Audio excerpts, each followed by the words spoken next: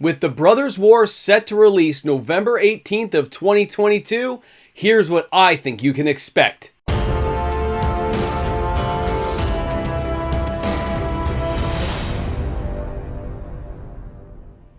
There can be a real difference between a good Magic the Gathering set and a great Magic the Gathering set. Welcome back, everyone. MTG Moxman here, and thanks a lot for hanging out with me on the channel today. Dominaria United has not even released yet, but you have to start thinking ahead to what the Brothers War could be, what the actual expectations for that set are. November 18th of 2022 is not far away, okay? It's midway through November, September, October, we're already there, right? Like before you know it, we're only, 50 days out or less until we really start seeing some spoilers. And Wizards of the Coast has that hype machine on overdrive. They got to make their money. They got to make their shekels. They are planning everything perfectly this year. The sets they've given us in the order they've given it to make sure on a bad set they have a great set coming it's been ingenious, honestly. I love the way they've done it. If I was a person purely out for money, I can see what they're doing. But as a player, there are things I would like to see. I have certain expectations. And although my expectations for these two sets, meaning Dominaria United and Brothers War, is way up here, let's be honest, it's probably not going to be at the bottom. It is a standard set. It's going to fall somewhere in the middle.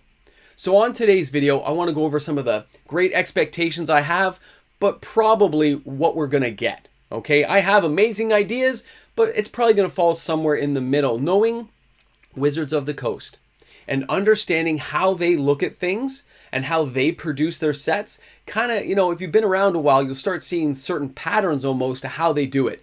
So I'm going to put some screenshots up here. We'll go over a few things today, and I can't wait to see what everyone's opinions are about what they would like to see in this set, their expectations for the set versus what they think they're going to get. So don't be afraid to drop some comments in that comment section. Okay, guys, let's go here to screenshot number 1, and let's get this party rolling. So here we have Urza and Mishra. Now, these screenshots, by the way, are not actually directly related to anything I'm sharing with you today, okay? Just the difference between making it great and making it okay. In the original, and we had the original Antiquities way back when I was cracking packs, those were just 8-card booster packs.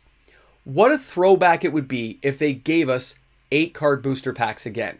If they actually put those out there, tell me that wouldn't just get people, especially older players, Wizards of the Coast, get people nostalgic, showing us an old Antiquities pack, that's great, but giving us an 8-card booster pack again, yeah, it's a bit more wrapping and stuff, but let's face it, the actual expectation is likely just going to be a 15-card booster pack. The set boosters will stay the same. They have their kind of formula right now, and they'll keep to that. But if they wanted to shake things up and get the players really involved, they would have given us an 8-card booster pack, or maybe a chance for a limited 8-card booster pack within these sets. I think that would be cool. Now, the second part here, when you start looking at this, the fact Antiquities was an artifact-heavy set. Okay, every card in the original Antiquities is either an artifact or makes reference to artifacts throughout the entire storyline and all the flavor text. I hope they stay to that. I hope they keep us in the same kind of idea that it's going to be that way, but chances are, they already kind of told us last year when they threw this out there that it was going to be like, the view is not directly related to the war. It's more or less all the cultures like Argoth and Argive and stuff all around it that are being affected by the war. So I think the actual expectation will be, it'll be a mixed color set. We're going to have all kinds of colors with just some artifact heavy things thrown in there, but it won't be strictly a giant kind of world full of artifacts. Now, when we're talking about the lands, I would expect the Tron lands to be back in this set. It makes perfect sense to me that they would do that with some cool alternate arts. That's what would make it great to me. Now, in this case, I actually kind of expect that as well. There's no reason why they wouldn't throw these lands in there to help cast some of the artifacts. It's colorless. It would fit with what they're doing with Kamigawa. It would fit with some of the Dominaria stuff. And since they've given us such a great color base to work with all the Pain lands, and we still have new Capenna lands and stuff in there, it isn't going to make a huge difference, I don't think, by throwing the Tron lands in there. I don't think it's going to be a make-all, be-all, end-all. Especially we still have, things that blow up lands. although they might add strip mine and things back in to make sure that we can disrupt those kind of land cycles, but I'm expecting it to be there. It makes perfect sense. And before I switch the image here on the screen, I have Urza and Mishra on the screen right now. You guys are like, oh, look at that, it's so cool. I know, I wish I had more artwork. I don't have it. But people want to see a new Mishra and a new Urza card. That makes sense to me in this set. Me as an expectation, I would want to see that. Are we actually going to get it? I think so. This is a standard set. Wizards of the Coast, if they want to pump some hype into this, they can either give us some kind of flip card of Mishra becoming, evil Phyrexian, and they can give us a flip card of Urza becoming a Planeswalker. They could throw those two in there, and that makes sense to me. Not just as an expectation, but that would also make the set great. You want to make it memorable? Put those kind of flip cards in just for those two creatures. Give us one for Urza, one for Mishra. And you see they're holding the Might Stone and the Weak Stone in there. We can't really see the Might Stone, Weak Stone because those are reserve list cards, but you can give us throwback cards that would style in with those that would fit with the theme of what's going on in this set. I just think there's opportunity here to do that, and I would have the expectation we're going to see it. Now, I've just flipped the art over for you guys to give you something different to look at as I'm popping things up and down on the screen here. But when you get past the Urza Mishra cards, I think people would also like to see, to make it great, you want to see retro frames from back in the day. You want to see the good old, Transmogrant cards, that kind of black style framework around it with the cool kind of burnished gold, bronze coloring. We'd like to see retro art frames, and I think they'll be there.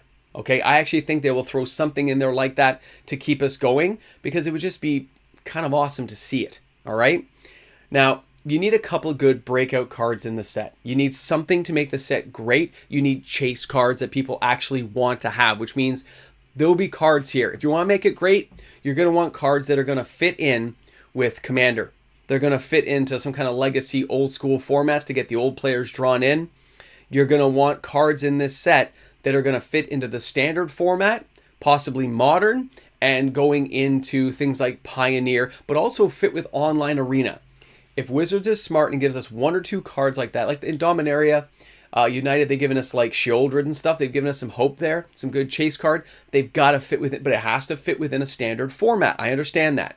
It has to fit in with the power level that's around you, but by putting a few small tweaks in there, although it won't affect the standard format it's playing in right now, those little tweaks could add the power level it needs to be in a Commander deck, to be in Modern, to be in other sets. I'm just saying, if Wizards wants to do it really well and make it great, they're going to do that, okay? If they don't, then it's just the expectation it'll be a fairly decent card, and I think that's what they want to do. They want to fit it into the moderate power level to go along with what we've seen in Standard. That's all I'm seeing right now. Now, to make it great, bring back some amazing artifact creatures from back in the day. But you can't just bring back a Dragon Engine. Okay, the Dragon Engine's like a 1/3, thing you could pump up. It's nothing amazing, okay? But you can revamp those cards to make them powered up to today's levels. Back then, a Dragon Engine's like a 1/3 card. I understand that. Look at that beautiful Dragon Engine going across your screen, being all happy. But at the same time, you could reconfigure that to the giant dinosaur level like Taxos and stuff and make some giant 7/7 Dragon Engine. Just revamp that power level to bring it into the modern era, but give us the original kind of artwork style. Bring back some kind of cool giant Dragon Engine style card, and you'll get a lot of players on board with you. You just will. You'll have the old players kind of saying, I remember that card, and you'll have new players going, look at the cool power level of that amazing card. It's still an artifact. There's lots of ways of dealing with it, but if they want to be smart, they'll just give us equipment that actually matters. They'll give us creatures and things that matter in today's style and speed of the game, but harken back to yesteryear with creatures we remember. I can see them going that way. Now, making artifacts special, don't expect that. Don't expect this to be such an artifact-heavy set that it dominates everything in the set. It's not going to happen as much as I'd like it to. I don't see it going that route at all. Wizards got to keep things moderate. They got to touch on blue, red. They got to touch on all the colors, white. They've all got to be there. So don't expect that to be just artifact-centric as much as we'd like it to be. I think people are getting their hopes up if they think that's what it's going to be, because it's not. They've given us already quite a few artifacts and things like Kamigawa, so expect a mixed bag of tricks with this set. It's just the way that Wizards likes to play things out. Now, making artifacts special, though, they'll probably have one or two key artifacts as part of that chase thing. I talked about having a chase card in the set. There might be an artifact to that is like a mythic card that's really hard to get, but is very powerful. Maybe, we'll see. Now, inserting, I know everyone's been asking me this, inserting beautiful, amazing Antiquities cards into the set. If you were hoping to see those beautiful cards inserted into the set and original cards, I mean, they've already done it technically. We've already seen it now with Dominaria United, but are they going to crack open Antiquities packs? Do they have that on the game plan? I don't know. It seems like that'd be putting too much into a year. But as the 30th anniversary, you're not going to do it for the 31st anniversary, so it makes sense if they want to have a blowout year and really sell out of cards, they're going to put it into the collector boosters just like they did with the Legends cards. If they found some Legends, they found some Antiquities. They kind of were hand in hand to that year, so it would make sense they have some on hand. They could be inserting those, so it'd be cool, though, if they do it. Okay, if you want to make it great, do that. Wizards, I hope you did it. Because that will make it great. It will make it memorable, just like Dominaria United, and it'll sell a lot of collector boxes. As we've seen with Dominaria United, it doesn't matter what people tell you, they're buying it, okay? I know earlier on people were refusing to buy these things, and look where we're headed now. People are in there. So if you want to insert those in there, Wizards, that makes perfect sense to me. I hope you do it. It would be a great thing, okay? Now, to end things off, people ask me, will it be Phyrexians there? My expectation versus what I think will be great. If they want to make it great, don't just give us Phyrexians, give us Gix. Give us some cool, amazing card that really started off the Phyrexian thing of what we thought Phyrexians looked like. Bring an original Gix guy in there. Give us something that can like totally maul out there. I mean, you can even kind of guess what Gix would be like. We have the Ring of Gix, which taps things and holds things down. So maybe he comes in and causes 4 creatures to be tapped or something. I mean, you could do something cool with that while hearkening back to an original card like Ring of Gix. So you could meld those 2 cards together and give us something crazy. I would like to see that.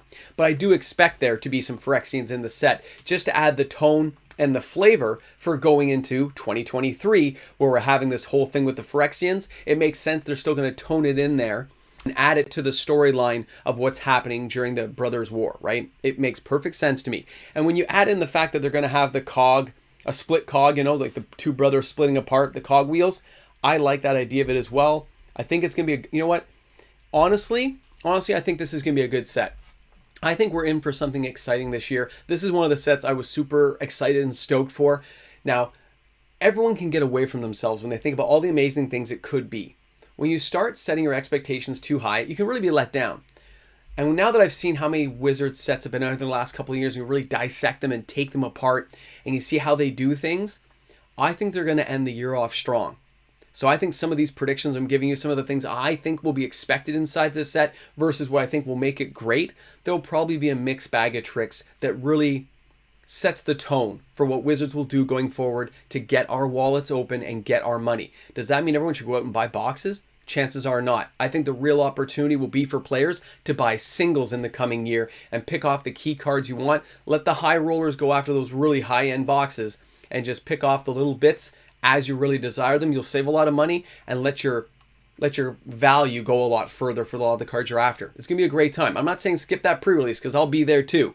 I'm talking about buying cards when they first drop. There's nothing wrong with waiting unless it's a sure thing that you think just it has to go up. So thanks a lot for tuning in today. Thanks a lot for hanging out with me. I'm looking forward to seeing you guys in the comments section. And of course, on every video every day, because you guys know I put daily content up. Looking forward to seeing you guys. Have an awesome day today.